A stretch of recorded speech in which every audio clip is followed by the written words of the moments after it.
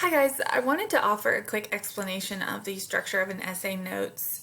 In addition to just providing the notes, I figured maybe it would also be helpful if I elaborated on a couple of things, and so I am doing that in this video. First and foremost, academic papers, for the most part, if we're talking about an academic paper, have the same structure. Starts with an introduction paragraph. The majority of an essay is body paragraphs, and they always end with a conclusion.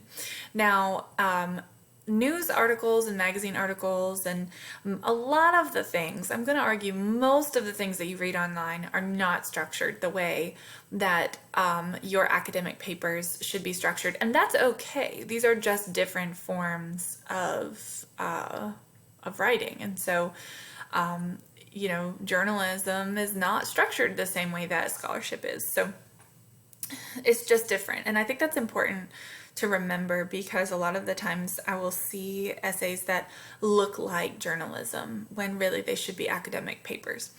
So just kind of keep that in mind. I want to talk about first the introduction. So for me, an introduction has three parts. It has a hook sentence or an attention grabber.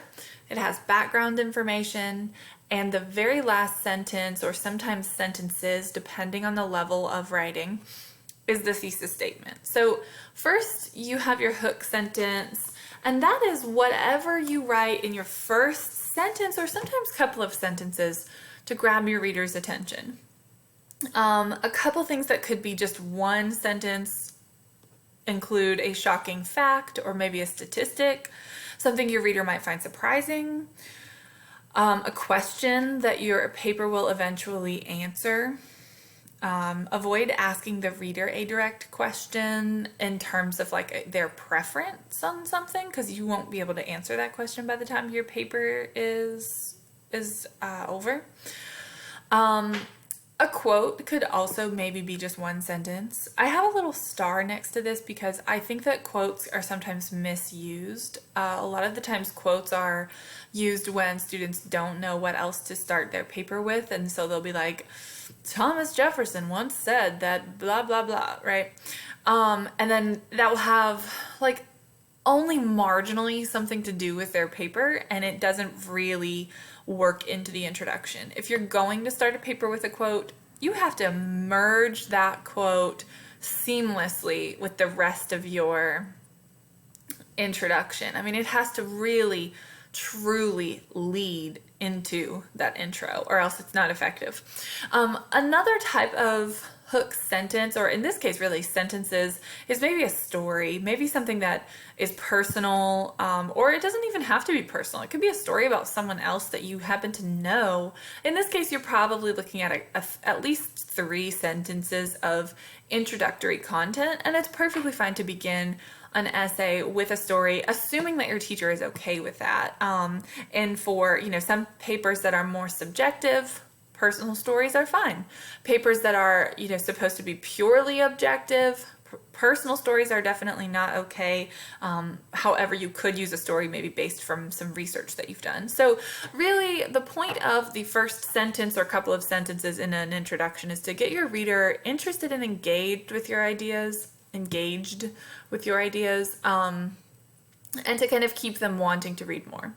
Then you get to what I call the background information. And really, background information for a number of different writing purposes is going to be specifically different. So if you're writing a literature paper, background information is going to be, a summary of the text, the author, the title, things like that. If you are writing an objective process analysis or something, then the background information might explain, why we do this process, or who started the process, some history behind it. If you're writing a history paper, maybe you'll, provide some historical context to help you set up your ideas. So really, background information is just answering this question. What does your reader need to know in the very first paragraph in order to better understand the ideas that you're going to present in your body paragraphs? So like, if the reader knew nothing at all about your topic, what do they need to know? That's kind of the point of background information.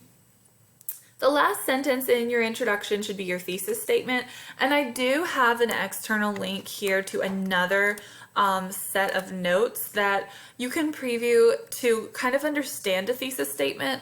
I'm still, in 111, I still see a lot of students giving me statements of intentions as opposed to thesis statements, and you know, a statement of intention, let's see, I have them right here. A statement of intention is kind of saying like, here's what I'm going to do. The purpose of my paper is to do these things.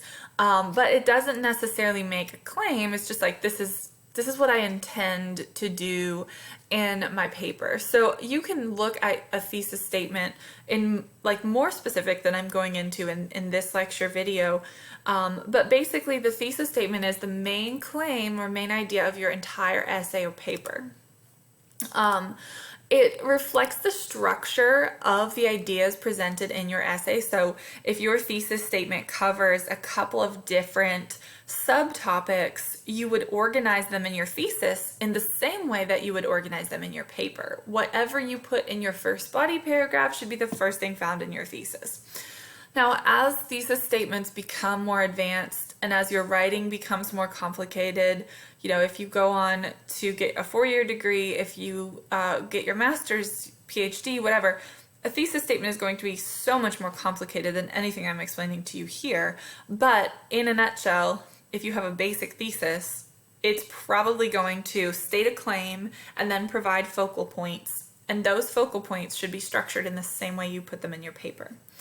And again, avoid statements of intention. I never, ever, ever, ever want to see anywhere in your paper, and especially not in your thesis, any sentences like, in this essay or in this paragraph even, I will prove, this essay will argue. Sometimes I'll see students in their topic sentences of their body paragraph saying something like, this paragraph will now be about, insert topic here. But those are just not effective because they're not doing anything. Your thesis statement is the claim you're making. You don't need to tell your reader what you're going to do. You just need to do it. Okay, so that's an introduction, and now we can move on to body paragraphs. The first sentence in a body paragraph is a topic sentence, and I cannot stress this enough, but a topic sentence is written in your own words. It is your claim or the main idea that you are making, the main claim, the main argument, the main idea that you're stating in this paragraph. A topic sentence or the first sentence in all of your body paragraphs should always be written in your own words, no quotes. Also, a topic sentence should never introduce a source because that's somebody else's ideas, right? So wait until the next sentence to quote or introduce sources. Topic sentences should be all about you. A topic sentence is really just like a thesis for the paragraph. It is the main idea of that paragraph alone. Your second sentence all the way down to the second sentence before the last one. So let's say your paragraph has 6 sentences. The first one is the topic sentence. The 6th sentence is the final sentence, your concluding sentence. So then your 2nd, 3rd, 4th, and 5th sentence should be supporting details. Okay, and this idea of supporting details is the same concept as background information in that it's specific depending on what type of paper or essay you're writing. So if you're writing a literary analysis, then of course your supporting details are going to be quotes from the text and analysis, maybe some research. If you are writing something that's more subjective, you know, personal narrative or something like that, then the supporting details will be specific to whatever point you are making in that part of the narrative or of the story. And so supporting details have, you know, depending on what you're writing, depends on what kind of supporting details you're going to want. So there's a couple different types of supporting details, and not all essays will use every single one of these. Some might only use examples and explanations. Some might only use personal story. But you can, you know, if you have something more subjective, if your instructor allows personal details, you can use personal story, personal examples as supporting details. If you can't make them personal, maybe you can still use examples, but from research. You can use quotes from research. Now, if you are writing something that's purely subjective, something that's not allowed to have any research, obviously, no quotes from research should be included. A lot of supporting details. In fact, I would say most body paragraphs will always have some form of explanation or elaborate or logical reasoning, something like that. And then, of course, facts and statistics from your research as well can be included. So those are kind of some broad supporting detail topics that are like types that you can include in your body paragraphs to help support what the topic sentence. So the whole point, the connection between the first sentence and all the stuff in the middle is that you made a claim in your first sentence, in your topic sentence, and now you need to back that claim up. You need to support it. This claim that you make in your first sentence has no ground if it doesn't have some kind of foundation, aka your supporting details.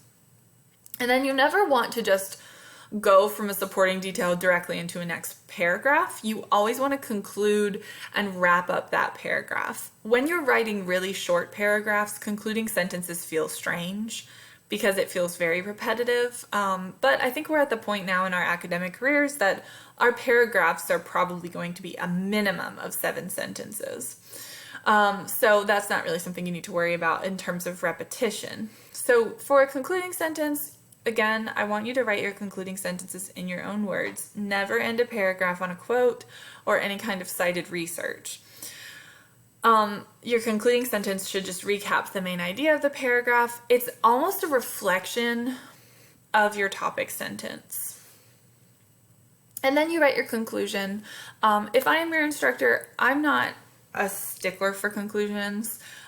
You obviously have to have one, and for me, I want you to restate your thesis in a new way, and I want you to answer the question, so what?